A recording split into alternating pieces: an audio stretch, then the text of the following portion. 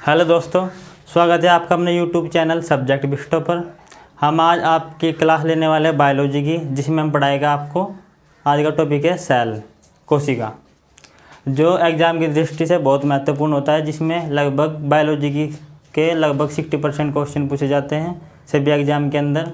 तो हम आज आपके जो सेल से जो भी क्वेश्चन बनते हैं उनमें सभी क्वेश्चन क्लियर कराएंगे। तो चलिए दोस्तों, हम आज शुरू करते हैं आपकी बायोलॉजी की क्लास।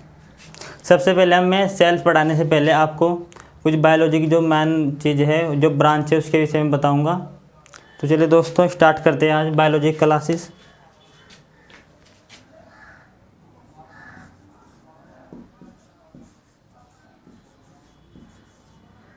बायोलॉजी, जिसको दोस्तों हम बोलते हैं जीव विज्ञान हिंदी में।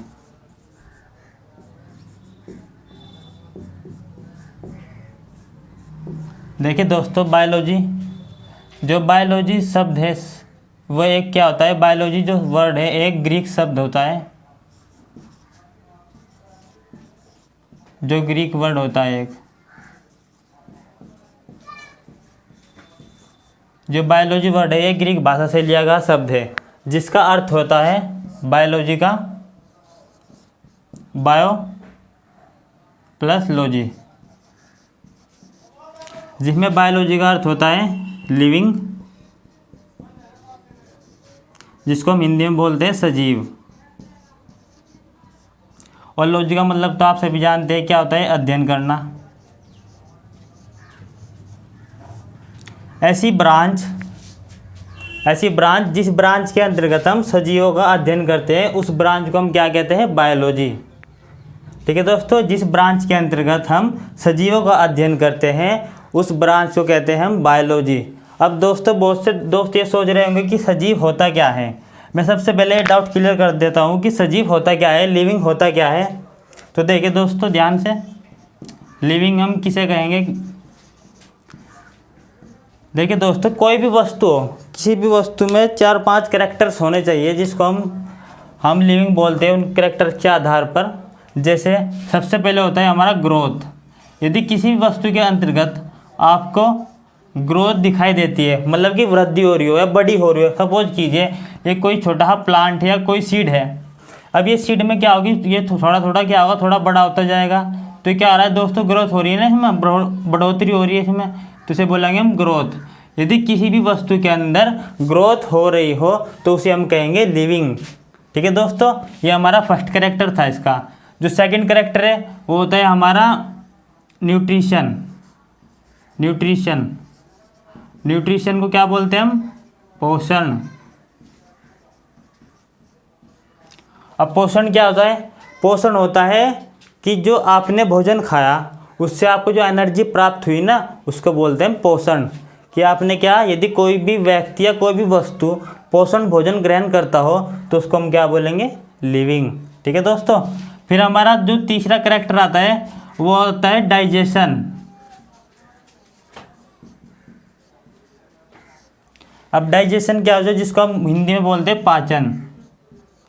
आपने शायद सुना होगा कि मेरा पाचन खराब हो रहा है, आपने काफ़ी टाइम सुना होगा, बहुत से लोग बोलते हैं ना कि मेरा पाचन खराब है, कि यार मुझे खाना लग नहीं रहा, वो रहा है ना। तो देखिए डाइजेशन क्या होता है दोस्तों, जो आप खाते हो ना, आप कोई भी दाल रोटी खाते हैं, ये खाते हैं आप लार्ज पार्टिकल के अंदर, मतलब बड़े बड़े स्मॉल पार्टिकल के अंदर खाते हो आप, लार्ज पार्टिकल, सॉरी दोस्तों। तो क्या है, जो आप खाते हो ना, जो लार्ज पार्टिकल के फॉर्म में खाते हो आप दाल रोटी, इसका स्मॉल फॉर्म में टूटना, इसका छोटे छोटे स्मॉल फॉर्म में टूटना ही क्या कहलाता है दोस्तों, डाइजेशन। लार्ज पार्टिकल से क्या हुआ, इन पार्टिकल का क्या हुआ, स्मॉल पार्टिकल में टूट गए ना, इसे बोलते हैं हम डाइजेशन। ठीक है दोस्तों, यदि किसी भी वस्तु के अंदर डाइजेशन हो रहा हो तो उसको क्या कहेंगे हम, लिविंग। फिर आपका आता है फोर्थ कैरेक्टर आता है आपका एक्सक्रीशन। एक्सक्रीशन को बोलते हैं हम उत्सर्जन। अब उत्सर्जन क्या होता है, देखिए दोस्तों, जो आपने फूड खाया, न्यूट्रिशन जो भी लिया आपने, भोजन किया जो भी, अब उस भोजन में यह तो है नहीं कि वो सभी पूरा फूड आपके लिए लाभदायक है। जैसे हम मान लीजिए आप अनार खाते हो, अब अनार के अंदर जो उसका जूस पीते हैं वो तो आपके लिए लाभदायक हो गया, लेकिन जो उस अनार के अंदर वो होता है ना दोस्तों, जो सीड होते हैं वो तो बेकार है आपके लिए, वो तो वेस्ट मटेरियल है। अब क्या है दोस्तों, आपने जो भी फूड खाया ना उसके अंदर जो वेस्ट मटेरियल है आपकी बॉडी के अंदर ही है अभी। अब उस वेस्ट मटेरियल का आपकी बॉडी से बाहर निकलना, उस वेस्ट मटेरियल का आपकी बॉडी से बाहर निकलने की जो क्रिया होती है ना उसे बोलते हैं हम एक्सक्रीशन। जैसे आपका बॉडी के अंदर से जो वेस्ट मटेरियल है किसके फॉर्म में निकलता है, पसीने के रूप में निकलता है जो वेस्ट मटेरियल।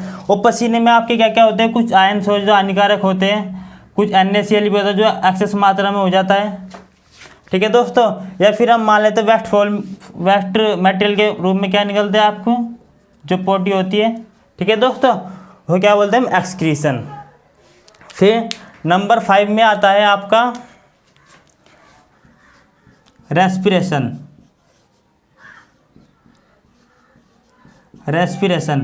रेस्पिरेशन को हम बोलते हैं श्वसन तंत्र। श्वसन तंत्र क्या होता है दोस्तों, जो आप बाहर से क्या लेते, जो दोस्तों रेस्पिरेशन होता है श्वसन तंत्र। देखिए दोस्तों क्या होता है रेस्पिरेशन, मुझे लगता है कि शायद आपको नीचे नहीं दिखेगा। जो रेस्पिरेशन हो, जो भी आप वायुमंडल से जो भी दोस्तों क्या लेते हैं, वायुमंडल से ऑक्सीजन, और अपनी बॉडी से क्या निकालते हैं, CO2। जो ये गैसें होती हैं ना, इन गैसों का जो आदान प्रदान होता है ना उसको बोलते हैं हम रेस्पिरेशन। आपकी बॉडी के अंतर्गत ऑक्सीजन और CO2 का जो आदान प्रदान होता है, एक्सचेंज होता है, उसी के बोलते हैं हम रेस्पिरेशन। तो देखिए दोस्तों, लिविंग कोई भी किसी भी वस्तु को जो सजीव वस्तु होगी वो कौन सी होगी, यदि आपको किसी भी वस्तु के अंदर इसमें से 2-3 कैरेक्टर देखने को मिले, 2 या 3 कैरेक्टर देखने को मिले, उसी वस्तु को हम कहेंगे कि वह वस्तु लिविंग वस्तु है। मान लीजिए या तो आपको ग्रोथ मिली हो इसमें से, या आपको न्यूट्रिशन हो, या फिर न्यूट्रिशन हो, या डाइजेशन हो, या फिर आपको एक्सक्रीशन मिले या रेस्पिरेशन मिले। इनमें से आपको 2 या 3 कैरेक्टर मिलने चाहिए, तभी हम उस वस्तु को कहेंगे कि वह वस्तु लिविंग वस्तु है। जैसे मान लीजिए आपने शायद पत्थर को देखा होगा कि पत्थर काफ़ी टाइम से पानी में पड़ा रहता है तो उसमें ग्रोथ हो जाती है, लेकिन दोस्तों वे जो तो इसका मतलब पत्थर लिविंग नहीं हुआ, क्योंकि उसमें सिर्फ ग्रोथ हुई है, उसमें ना न्यूट्रिशन हुआ ना डाइजेशन हुआ, इसलिए हम उसको क्या नहीं बोलेंगे, लिविंग वस्तु नहीं कहेंगे, ठीक है दोस्तों। मुझे लगता है कि आपको ये समझ में आ गया होगा। तो चलिए दोस्तों हम बढ़ते आगे की ओर। ठीक है दोस्तों, जैसे आपने शायद प्लांट को देखा होगा, आपने प्लांट में, प्लांट क्या करता है, प्लांट आपने कोई सीड लगाया, वो सीड धीरे धीरे क्या हो गया, बड़ा हो गया, पौधा बना। फिर पौधा बनने के बाद, इसे दोस्तों मैं यहाँ दिखा देता हूँ, ये कोई सीड था, कोई बीज, आपने बीज बोया जमीन के अंदर, धीरे धीरे क्या हुआ, पौधा का निर्माण हुआ, फिर पौधे से काफ़ी बड़ा वृक्ष बन गया हो। तो यहाँ पर तो इसमें से दोस्तों आपने देखा होगा कि ग्रोथ हो चुकी है, क्योंकि बढ़ता जा रहा है ऊपर की ओर। फिर आपने क्या देखा कि ये जो प्लांट होता है ये क्या करता है, बाहर से क्या करता है, ये ऑक्सीजन बाहर निकालता है दिन के समय,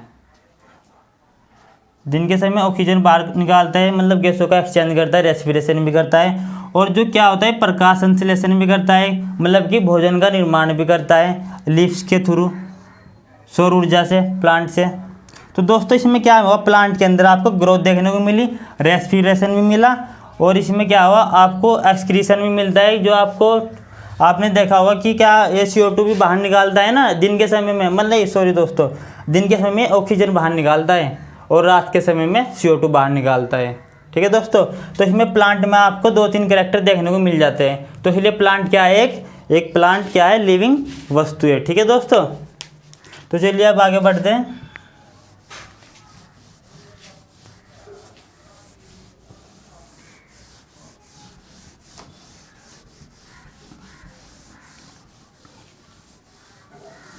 देखिए दोस्तों, जो बायोलॉजी होता है ना उसकी 2 मेन ब्रांच होती है, वैसे तो इसकी लगभग 50 से अधिक ब्रांच होगी, लेकिन जो मोस्टली मेन ब्रांच होती है वो 2 ही होती है। एक तो होती है बॉटनी, 2 पार्ट में डिवाइड होता है बॉटनी, और एक होती है जूलॉजी। जूलॉजी को हम बोलते हैं हिंदी में जंतु विज्ञान,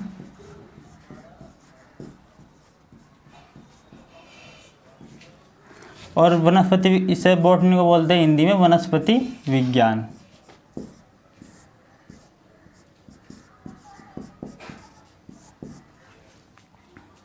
दोस्तों सबसे पहले हम बॉटनी के बारे में पढ़ेंगे।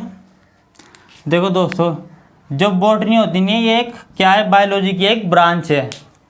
इसके अंतर्गत हम क्या करते हैं, इसके अंतर्गत हम जितने प्लांट आते हैं ना उनकी स्टडी करते हैं, प्लांट स्टडी। जिस ब्रांच या जिस शाखा के अंतर्गत हम पेड़ पौधों की क्या करते हैं, पेड़ पौधों का अध्ययन करते हैं, उस ब्रांच को कहते हैं हम बॉटनी। ठीक है दोस्तों। अब एक क्वेश्चन आता है, लगभग एग्जाम में पूछा जाता है, काफ़ी इम्पोर्टेंट है, जो कि फादर ऑफ बॉटनी किसे कहा जाता है, कि वनस्पति विज्ञान के पिता किस साइंटिस्ट को या किस वैज्ञानिक को कहा जाता है। ठीक है, जो फादर ऑफ बॉटनी कहा जाता है उनका नाम है फादर ऑफ बॉटनी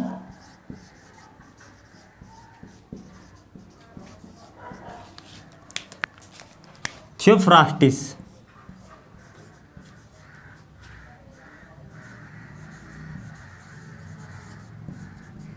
थियोफ्रास्टिस एक साइंटिस्ट है जिन्हें फादर ऑफ बॉटनी कहा जाता है, जिन्हें वनस्पति विज्ञान के फादर, पिता कहा जाता है। ठीक है दोस्तों। अब सबसे बड़ी बात ये है कि इन्हें फादर ऑफ बॉटनी क्यों कहा गया, इन्होंने ऐसा क्या काम किया कि जो इन्हें बॉटनी का फादर, पिता का नाम दे दिया गया। तो दोस्तों देखिए, किसी भी वस्तु के फादर का जो नाम दिया जाता है ना, वो ऐसे नहीं दिया जाता, वो इसलिए दिया जाता है कि इसने, साइंटिस्ट ने बॉटनी के क्षेत्र में कुछ महत्वपूर्ण योगदान दिया होगा, इसलिए तो उसे फादर कहा गया। ठीक है दोस्तों। तो देखिए ऐसे क्यों कहा गया, इसने क्या काम किया, इसने एक बुक लिखी थी थियोफ्रास्टिस ने, द स्टोरी ऑफ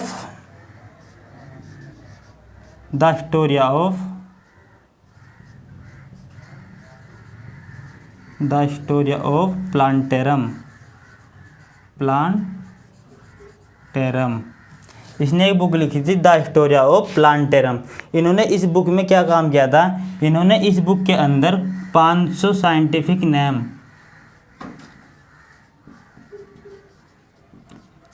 नेम मतलब कि क्या, वैज्ञानिक नाम,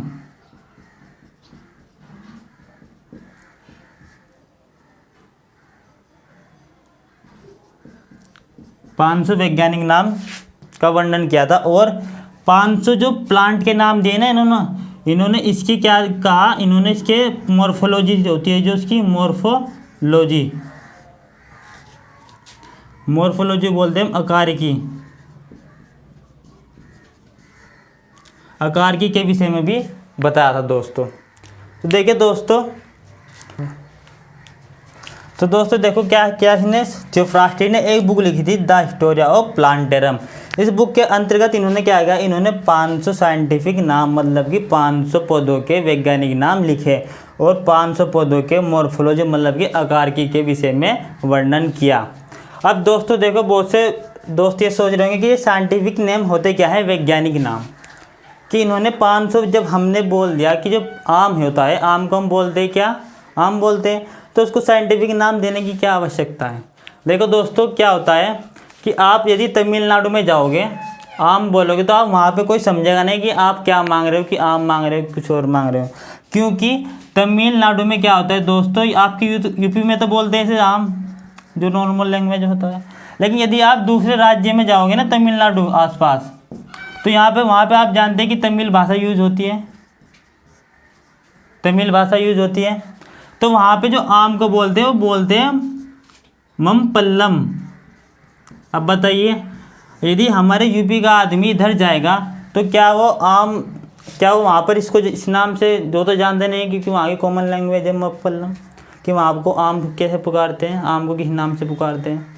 तो वैज्ञानिकों ने क्या काम किया कि वैज्ञानिकों ने एक ऐसा नाम बनाया, एक ऐसे नाम का आविष्कार किया कि जो पूरे विश्व में सिर्फ एक ही नाम से पुकारा जाएगा, जिससे कि यदि कोई पढ़ा लिखा व्यक्ति किसी दूसरे स्टेट में भी चला जाए तो उसको कोई वस्तु खरीदने में कोई प्रॉब्लम ना हो। जैसे जो आम है, आम का जो साइंटिफिक नाम रखा है ना मैंगो का, और रख दिया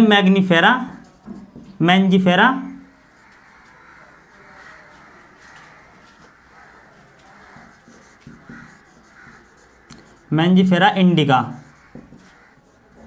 आप पूरे विश्व में कहीं भी चले जाओ, आप वहाँ पे क्या है मैंजीफेरा इंडिका बोल देना तो ये समझ जाए कि ये क्या मांग रहा है, कि आम मांग रहा है भाई, यदि कोई पढ़ा लिखा व्यक्ति बैठा होगा। ठीक है दोस्तों, आप ये नाम पूरे विश्व में कहीं भी ले देना, वो समझ जाएगा कि हाँ भाई ये लड़का क्या मांग रहा है, कि आम मांग रहा है। ठीक है, तो इसलिए क्या हुआ, इन्होंने साइंटिफिक नाम का वर्णन किया, 500 प्लांट किए। ठीक है, और मॉर्फोलॉजी क्या होता है दोस्तों, मॉर्फोलॉजी इसे समझा देता हूँ मैं। मॉर्फोलॉजी देखिए दोस्तों, मॉर्फोलॉजी क्या होता है, आकारिकी होता है। मान लीजिए मैं आपसे कहूँ, मेरे पास एक मार्कर है रेड कलर का और वाइट कलर का, मैं कहूँ कि भाई आप मुझे इसकी मॉर्फोलॉजी के विषय में बताइए। ठीक है, तो आप क्या कहोगे कि भाई ये लगभग 6 इंच क्या होगा, लंबा होगा, और लगभग ये रेड कलर का और वाइट कलर का है। ठीक है दोस्तों, और आप कहोगे कि ये लगभग आधे इंच क्या होगा, लगभग मोटा होगा।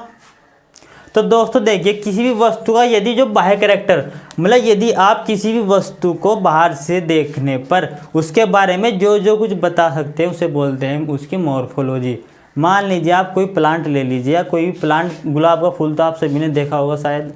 यदि आपको मैं कहूँ कि गुलाब का फूल आपके सामने खड़ा है, आप उसके विषय में क्या क्या बता सकते हैं, कि भाई जो गुलाब का फ्लावर, इस पर एक तो पिंक कलर का फ्लावर लगा होता है, इसकी जो पत्ती है वो कैसी होती है, राउंड टाइप होती है थोड़ी, जैसे आपने देखा हो ना ऐसे टाइप में होती है, उस पर थोड़े थोड़े स्पाइन से भी होते हैं, है ना। उसका कलर कैसा होता है, उसकी पत्तियों का कलर हरा होता है, उसकी पंखड़ी का कलर कैसा होता है, पिंक कलर का होता है। लगभग कितना बड़ा होता है, लगभग कैसा होता है, लगभग ऐसा होता होगा 4 से 5 फुट का होता होगा, आपने देखा होगा। ठीक है दोस्तों, यदि आप किसी भी वस्तु के विषय में बाहर से ही देखने पर उसके विषय में कुछ बता सकते हो, उसके करैक्टर के विषय में जो बताओगे ना, हम उसे उसकी क्या बताएंगे, मॉर्फोलॉजी बताएंगे। ठीक है दोस्तों, इसलिए क्या कहा थियोफ्रास्टिस को फादर ऑफ बॉटनी। ठीक है दोस्तों, मुझे आशा है कि आपको ये सब डाउट क्लियर हो गया होगा। तो चलिए दोस्तों हम आगे बढ़ते हैं। अब हम बात करेंगे जूलॉजी की, कि फादर ऑफ जूलॉजी किसे कहा जाता है और क्यों कहा गया।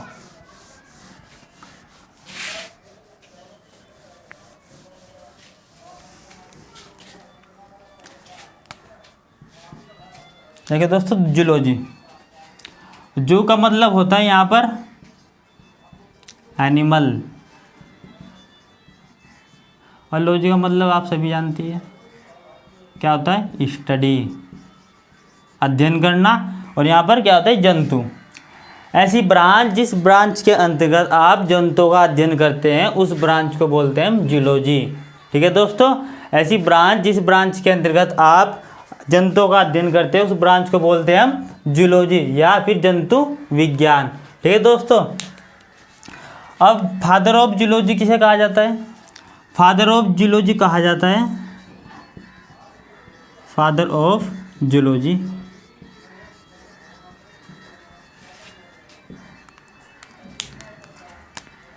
अरस्तु को, फादर ऑफ जूलॉजी बोलते हैं अरस्तु को, अरस्तु। अब फादर ऑफ जूलॉजी अरस्तु को क्यों कहा, इसने भी कुछ जूलॉजी के क्षेत्र में कुछ मतलब महत्वपूर्ण कार्य किया गया होगा, इसलिए हमने क्या कहा से फादर ऑफ जूलॉजी। तो इन्होंने एक बुक लिखी थी जिसका नाम था the Historia of animalia, the Historia of animalia. इन्होंने एक बुक लिखी द हिस्टोरिया ऑफ एनिमेलिया। इस बुक के अंतर्गत इन्होंने क्या काम किया, इन्होंने 500 इन्होंने लगभग क्या है कि 450 से अधिक था शायद, इन्होंने क्या किया, इन्होंने 450 से अधिक साइंटिफिक नेम लिखे, 450 से अधिक जंतुओं के साइंटिफिक नाम लिखे, और उनके क्या मॉर्फोलॉजी के विषय में वर्णन किया। मॉर्फोलॉजी मैंने आपको भी बताया, यदि किसी भी जंतु के जो बाह्य संरचना होती है आप बाहर से देखकर उसके विषय में बता सकते हैं, उसे हम मॉर्फोलॉजी बोलते हैं। ठीक है दोस्तों, और जो साइंटिफिक नेम है वो मैंने आपको बता ही दिया कि सभी स्टेट के अंदर सभी को अलग अलग नाम से पुकारा जाता है। इसीलिए क्या है कि ताकि जिससे कि हमें किसी भी दूसरे स्टेट में जाने पर किसी व्यक्ति या किसी वस्तु या किसी भी जंतु का नाम पुकारने में कोई प्रॉब्लम ना हो, कोई दिक्कत ना हो, इसीलिए क्या किया साइंटिस्टों ने साइंटिफिक नाम की क्या की रचना की। ठीक है दोस्तों, तो आप समझ गए क्या इसमें क्या किया, इसमें 450 से अधिक साइंटिफिक नाम लिखे और उसकी मॉर्फोलॉजी के विषय में वर्णन किया। तो देखिए दोस्तों, जो अरस्तु ने, इनको फादर ऑफ बायोलॉजी भी कहा जाता है। ये यहाँ से एक क्या बन सकता है, एक इम्पोर्टेंट पॉइंट होगा दोस्तों, ध्यान रखना इसको। तो देखिए दोस्तों, यहाँ से एक क्वेश्चन इम्पोर्टेंट है, ध्यान देना आप कि फादर ऑफ बायोलॉजी किसे कहा जाता है। फादर ऑफ बायोलॉजी, जीव विज्ञान का पिता। तो देखिए दोस्तों, जीव विज्ञान का जो पिता है ना, वो अरस्तु को कहा जाता है। अरस्तु फादर ऑफ बायोलॉजी का पिता क्या किसे कहा जाता है, अरस्तु को। और फादर ऑफ जियोलॉजी का पिता भी अरस्तु को ही कहा जाता है। देखिए दोस्तों, इसमें क्या हुआ कि जो बॉटनी की जो वो थी, बॉटनी में जो बॉटनी की स्टडी होती है ना दोस्तों, यहाँ बहुत से दोस्तों के मन में एक सवाल आ रहा होगा कि फादर ऑफ जियोलॉजी क्या होता है, अरस्तु होता है। फादर ऑफ बॉटनी कौन होता है, थियोफ्रास्टिस।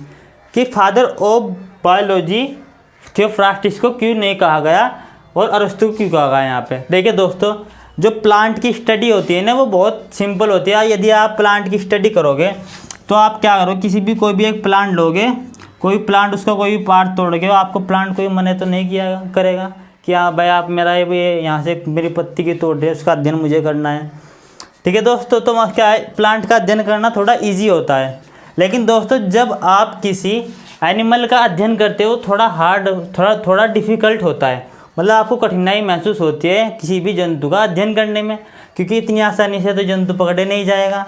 यदि आप मगरमच्छ को पकड़ने लगे, पता लगे कि आप कोई पी गया हो।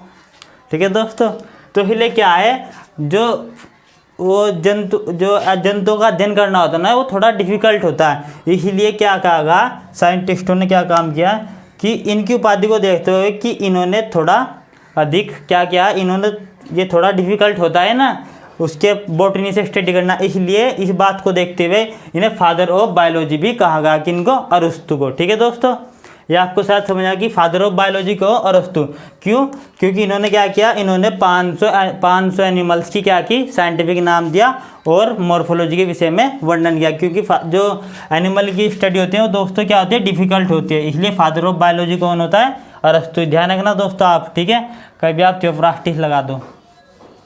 तो चलिए दोस्तों, आपको यहाँ पर बायोलॉजी का शायद ये कंसेप्ट क्लियर हो गया होगी, इसकी दोनों ब्रांचें। अब हम अपने मेन टॉपिक पर आते हैं, जिसका नाम है सेल, कोशिका, जो एग्जाम की दृष्टि से बहुत ही इंपॉर्टेंट होने वाला है आज, जिसके सभी डाउट क्लियर करेंगे हम। तो देखिए दोस्तों, अब हम आते हैं कोशिका। तो देखिए दोस्तों, आज का हमारा जो मेन टॉपिक था वो था कोशिका।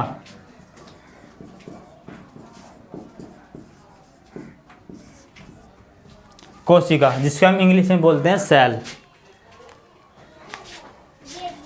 तो दोस्तों देखिए, यहाँ पर सबसे पहले हम जो कोशिका होता है, हम इसकी हम परिभाषा के विषय में वर्णन करेंगे कि इसकी परिभाषा देख लेते हैं कि परिभाषा क्या होती है इसकी।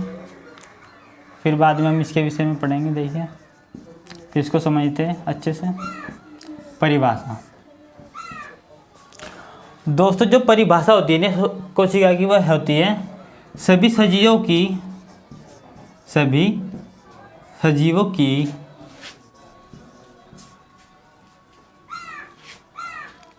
संरचनात्मक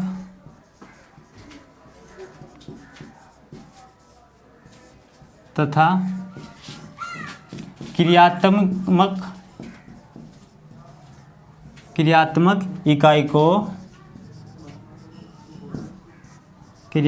इकाई को कोशिका कहते हैं।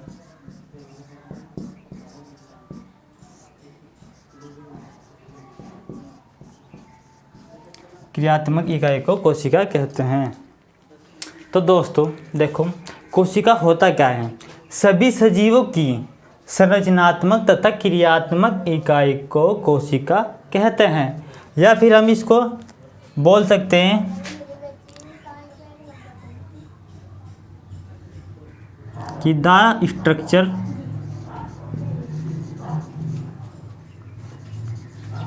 The structural and the functional unit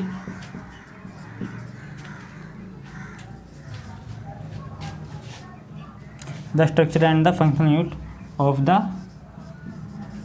body, कि हमारे शरीर की संरचनात्मक तथा क्रियात्मक इकाई को हम क्या कहते हैं? कोशिका। देखिए दोस्तों, सबसे पहले हम समझते हैं कि जो ये स्ट्रक्चर होता है और फंक्शनल, इसका मतलब क्या होता है इसके अंदर कोशिका के। देखिए दोस्तों, जो कोशिका होती है ना, यहाँ पर देखिए आप, ये क्या है? छोटी छोटी कोशिकाएं हैं। ये हो गई हमारी यहाँ पर कोशिका, और ये हो गई हमारी group of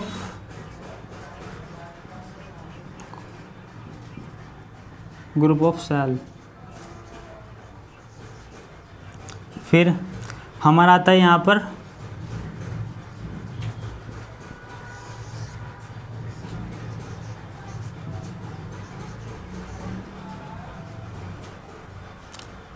group of tissue. Tissue मतलब कि ऊतक। इसके बाद आता है हमारा